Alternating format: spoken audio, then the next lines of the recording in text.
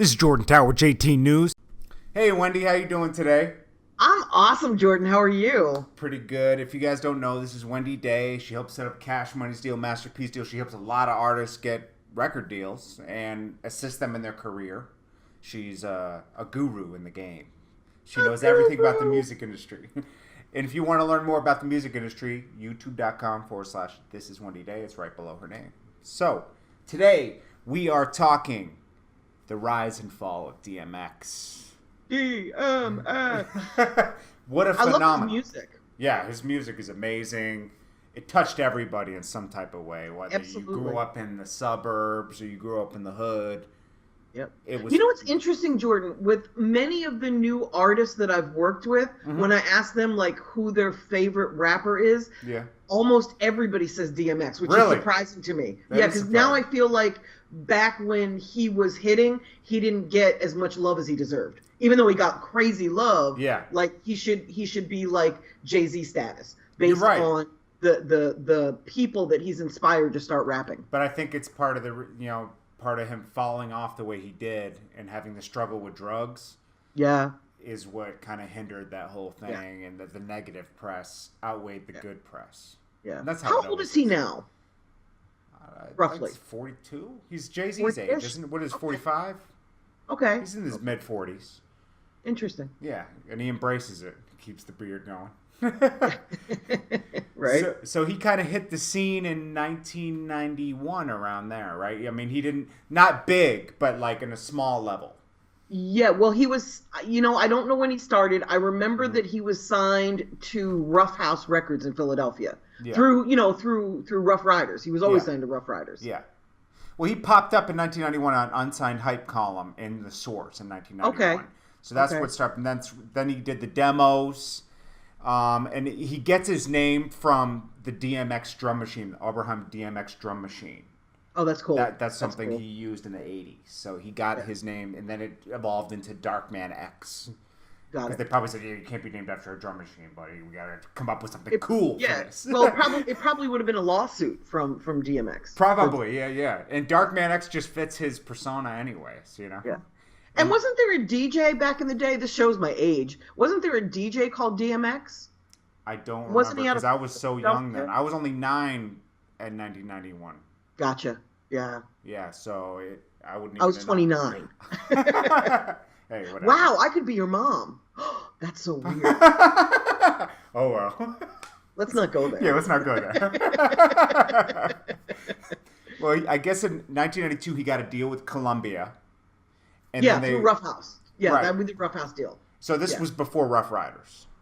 No, this was Rough Riders. They It was just through evolved Rough into Rough Riders. They were. He was always through Rough Riders. Okay. I think, and man, I read his biography, his autobiography, but so long ago. I think he signed to Rough Riders coming right out of prison in upstate New York. Wow. Yes, because he did time with who's the rapper K something K. He then went into boxing. Oh, I know who you're talking about. I don't even remember his name. Shoot. Well, anyway, they served time together, and in the autobiography, DMX was saying that his lyrics for a record that he had were stolen. It was like an ABC really? rap. It was like an alphabet rap. Oh, okay. Kind of like Papoose in the Law Library, right? Where you went. Kinda, yeah. Yeah. Okay, cool. Isn't it weird, like what our brains remember? That's Yeah. what I remember from that book. I just remember then he dropped. He went on Rough House, right? And he dropped Yeah. the single "Born Loser." Yes, and then he left Rough House. Yeah, after because that. it didn't really. Oh, he left Rough Riders. He left Rough House, not Rough Rough House. Riders. Rough House was the label at Columbia. It was a label in Philadelphia Okay. that had a deal through Columbia. That's where the Fugees come from as well. Ah, okay. That makes sense. I think the guy's name was Chris Schwartz that owned that label. Okay. I'm really bad with names though, so it may not be. Anyway, he left Columbia and went to Def Jam after that. Well, did he go straight to Def Jam? Don't know. I heard that Puffy know. passed on him. Don't know. Because he broke this down in an interview. He said Puffy passed on him, and then he started to get hot because he dropped another single called "Make a Move" in 1994 and did guest appearances with Jay-Z, Ja Rule, Mike Geronimo, Mike Geronimo. Shout out to Mike Geronimo. I love him. What a good dude. He's under Murder Inc., right? He was down with Ja Rule and them. Was he? He was like affiliated with Murder Inc. Okay. Like, before Murder Inc., he was affiliated with I thought he was signed to TVT. Probably, but he was affiliated, like, just being around that crowd. Right. And then he was on Mike Geronimo's album in 1995. Okay. And then he appeared on LL Cool J's 4321 in 1997. Now, was he down with Def Jam at that time? He must have been. He must have been because when I was shopping the Cash Money deal, when we were sitting in Lior's office pitching Cash Money to them, it was my lawyer Peter Thea and myself. They had just put out DMX's first single. Oh wow! I don't know if it was his very first single in Def Jam or the first single of the album that they were working, but I remember him interrupting the. Was it "Get at Me, Dog"? Don't know. Okay. I remember Lior interrupting the meeting to take a call with Hot 97, and he apologized profusely after he hung up because it was so important to him to get DMX added to Hot, and he did. That was 98, though. Well, we were negotiating the deal from August of 97 until March of 98. Okay. So it was sometime towards the end of 97, beginning of 98. Okay. So Lyor Cohen, obviously from story tells, Lyor Cohen was one of the first people to believe in him. I guess there's this myth that, DMX was rapping and his jaw was wired shut and the things were snapping while he was rapping to Lyor. They made a good dramatic story of how Lyor signed him. Right. And he was hot though. I mean, DMX was like the underground kid coming up. Yeah. So it was kind of a no-brainer. I mean, outside of New York, it was probably genius. Yeah. But inside of New York, he was so hot when he got signed that it wasn't surprising that he was killing Def Jam was the hottest label at the time. He was killing the mixtape circuit and everything around that time. He was hot. Yeah, he was hot. It was almost like when Game came in. Remember when Game came in around the early 2000s to G Unit? All you heard was Game, Game, Game, Game, Game, Game. So anyways, they dropped the single Get At. I guess Def Jam signs him. He explains that he didn't sign to Puff because Puff passed on him. Then when he got hot, Puff wanted him. He's like, well, how does this guy believe him? I want to sign to somebody that believes in me. Right. Plus the Locks were already over at Bad Boy, so he'd have competition. And he was already going to be on the Locks album. Right. Money, Power, Respect, wasn't he? He was on that album. And he was also on 4321, like we said. And then he dropped Get At Me, Dog, single in 1998. And then he dropped It's Dark and Hell Is Hot, which had that song, Stop, Drop, the Rough Riders anthem. Rough Riders anthem. Blew up. Huge. Yeah. People just took to him. 1998, and he followed up. He sold over 5 million copies. Then followed right back up with Flesh of My Flesh Bone. Double album same year. Remember that? That was crazy. Yeah. That was unheard of then, right? It was unheard of, yeah. He came right back with a hot album. Hot to hot. Yeah. This one did 4 times platinum. That's crazy. Nice. And released 2 #1 albums in the same year. That was unheard of at that time. Right. So the DMX frenzy was in full effect. Full swing. And, he had his feuds. He had his feuds around that time. DMX is crazy, And then 1999, he came back with the 3rd album, and then there was X. I remember that. That's when he had that, What's My Name? Right? That was that album, right? And he just had the dogs barking in that video. Remember that? He was big on the dogs. You don't remember that video? I don't. No. That's when he was. That's when him and Jay-Z were still cool.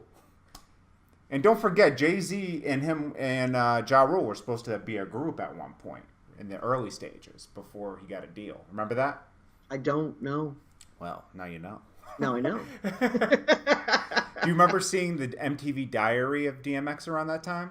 I don't. I was never much of a video person, and I feel a little stupid saying that to the guy that was the hottest video director. But yeah, I was, I grew up in an era where the songs created a visual in my head. So when we went into that whole video era, the whole MTV era, it was almost like they were destroying my vision of what the songs were, They gave us inside look at DMX then. Like, he would be in studio and you would see him he didn't want to do videos. That's why you didn't see too many visuals on him, because he didn't like doing videos. Really? He would walk off set. He didn't want to do stuff. But he had to. Like, that was an era where like, it was the MTV, BET era. You had to have videos. And the videos cost a lot of money then. So if you wanted to walk off set, I don't know why videos cost so much back then, because it still doesn't make sense. Even though film was expensive, right? Yeah. It's like, there's no reason the video should have cost $1 million. Somebody was also remember, and I can't quite remember how it was when you entered, but remember, people had to rent editing bays, editing studios to edit. You couldn't edit on your laptop. I'm going to tell you, I fucked the game up. When I came in, I fucked the game up because I came in using regular cameras and editing on my own computer, because this is when Final Cut came out and everything. Right. What year was that? What year did you come in? 02, 03. Nobody knew who I was, but that's when I started. You know, right, but you could edit. You could edit on your computer in 02 or 03. Yeah, and I learned. I did my first music video was nonfiction. Remember them? I do remember them. Nonfiction, and then I did Core Megas videos after them. That was 02, 03, and I was still in college. Right. Yeah, but you were editing at home. You didn't have to rent an editing studio. No. And I could film right on my expensive. XL1. It was a big ass camera, cost about $3,000-$4,000, and cameras still cost about $3,000-$4,000 now. So it's not that much different. It's just we're filming, instead of filming on tapes, we're filming on these little cards. Right. So yeah, I fucked the game up, because videos were costing what, $1 million back then, between $500,000 to $1 million, and I was doing videos for nothing. Yep. And this is where the game just got fucked up. Exactly. So, and now guys shoot for $1,000, $2,000, $3,000. Yeah, and it doesn't really cost anything, honestly. It's just you're paying for skills at that point. Yeah. So he comes out with and then there was X, and this was another #1 album. He had Party Up. How much did this one? 6 times platinum. So he did more on the third. Because I guess you had to wait from the end of 98 to 99, 2000. The anticipation was there. Right. And then, you kind of saw around this time, the MTV Diaries came out, you kind of see that DMX was kind of like, what's up with this guy? We didn't know he had, I guess there was a myth that he had a drug problem, but it kind of like, this guy's really crazy. Like, he'll go in the studio, spit. You saw how quick he could spit something. One take, gone, out. There's stories of him, like, not showing up to... remember, he was big in the movies around this time? Remember? All those movies were coming out. Yes. He was the first guy. He took advantage. He took full advantage of his He was smart. He got ready. He was actually good at acting, too. I've never seen him. I've never seen him live in concert, but I remember that the industry used to talk about how he would just stand on stage and put his arms out like Jesus. Yeah. And put his head down and like just stand in that position for like an extended period of time.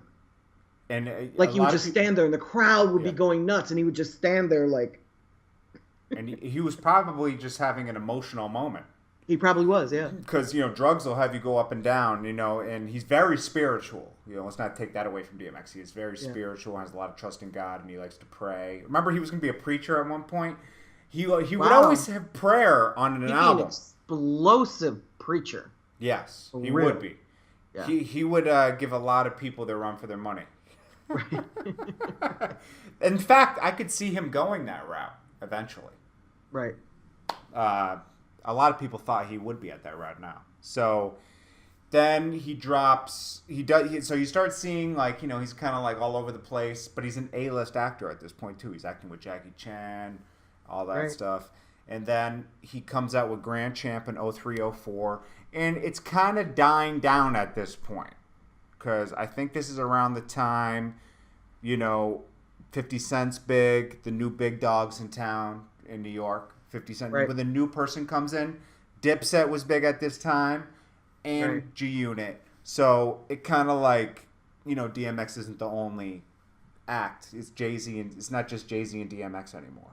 Jay-Z even talks about this. Like he warned everybody at Rockefeller. He said, 50 Cent's coming. The tidal wave is coming.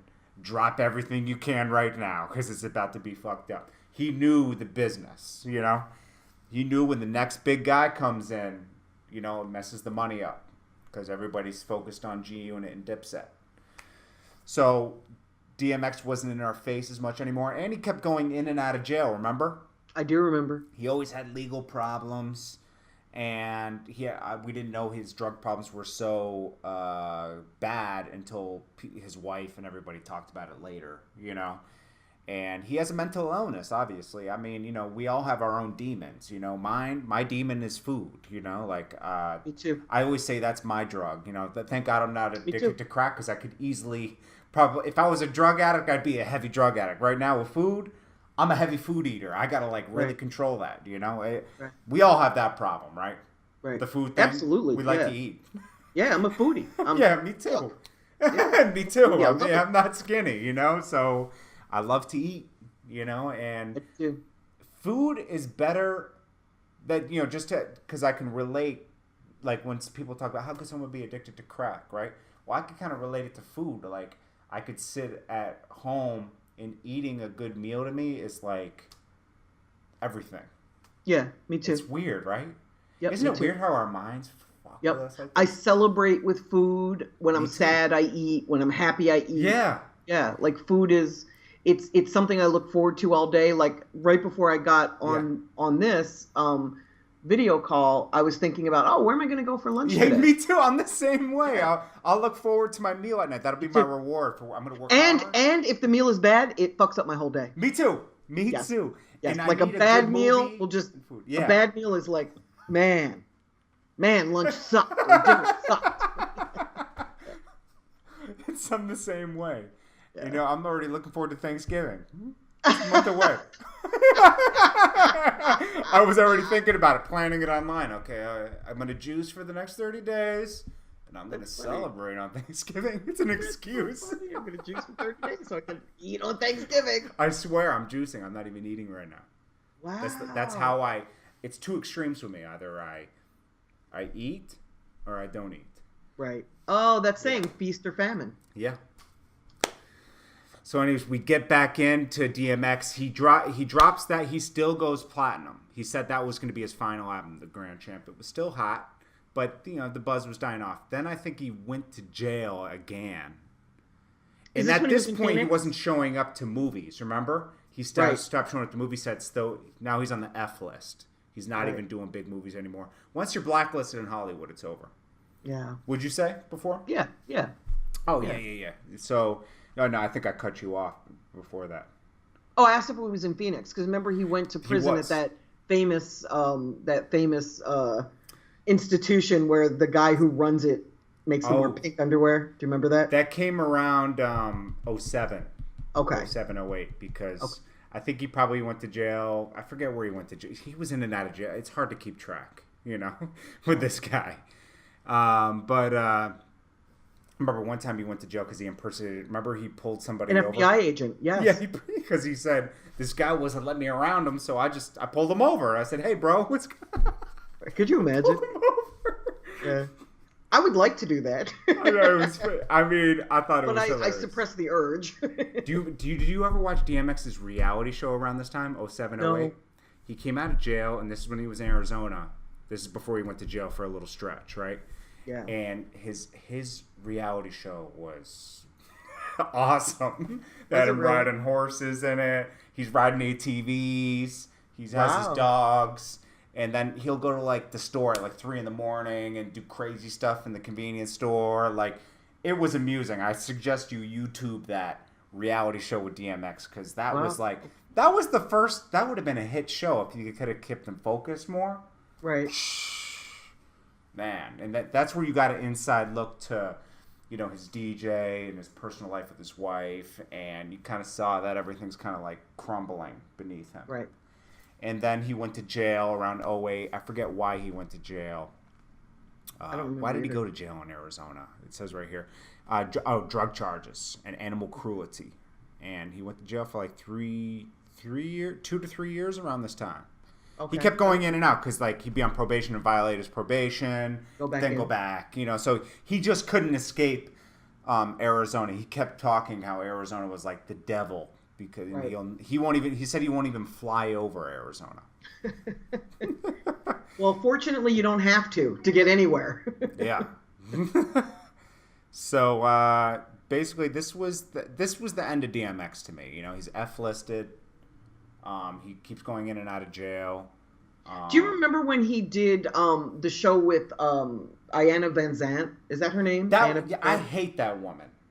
I hate that one because she is out. So does he. Yeah. She is out to destroy people. When you see her doing shows, that's what he felt. Like it was evident she was. Yeah, that's what he. I never saw the show, but I remember him. Like, he's not somebody that really speaks out publicly about much. Right. So he's not Kanye, right? Right. So when he speaks, I kind of listen. Yeah. And I remember him going off on her. Like, he felt like she was out to destroy his life. That's what he said. Exactly what you just said. She was. I mean, I think a lot of people see DMX is his own worst enemy. First of all, he knows that. He's not. He admits that. He says, "I have a mental problem." He does, and I feel bad for him because he's so talented, you know, and he helps so many people, you know, like. But at the same time, he's his own worst enemy, you know. What if that talent comes from the same place, though? What if it does? Obviously, that mental issue is also what creates that incredible talent. So if you fix the mental issue, you kill the talent. Yeah, I mean, I don't know that that's the case, but what if? Probably. I mean, that's probably. I mean, they say most creative people are the ones that get in trouble in school, and I got in trouble a lot in school. Yeah. You know, because like you're just not focused. You know. Yeah. And so he goes in and out of jail. He's on the F list. So and then you know he's not making as much money from his albums anymore, and most of his money's going to child support because he has so many kids. A lot of kids. You know, it was it's sad. You know, I didn't, nobody wished for the downfall of DMX. You know, he was the best, you know. But facts are facts. We're not hating in any way. I'm just stating a fact, you know. It seems like he's doing better now that he's older. He kind of realizes his problems. He stays away from certain things. Well, we all kind of get wiser with age, don't we? Or we hope that people do, but most people do. I look at things I did in my 20s. I'm like, what the hell was I thinking, man? Exactly.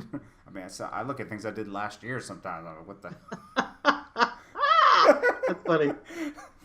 What was I thinking? We all do stupid things. But, you know, DMX, that was his fall off to me when he kept going to jail, having a drug issue. And that was it. But what do you feel? Where do you feel is falling off? What point was? What year? I can't pin it down, but I know around. Give me a ballpark of what year you felt like you just didn't see DMX as much anymore.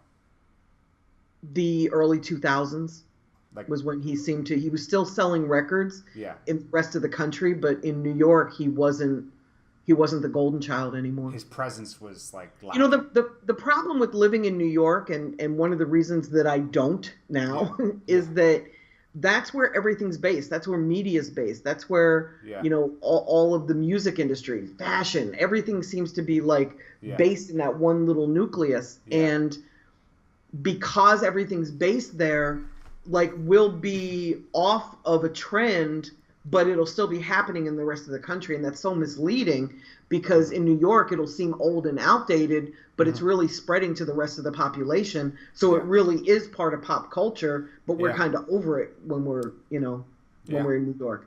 So for me, he was still going platinum and double platinum, but New York wasn't really embracing him anymore. Right. And then it sort of ricocheted and the rest of the country kind of caught on to that sentiment.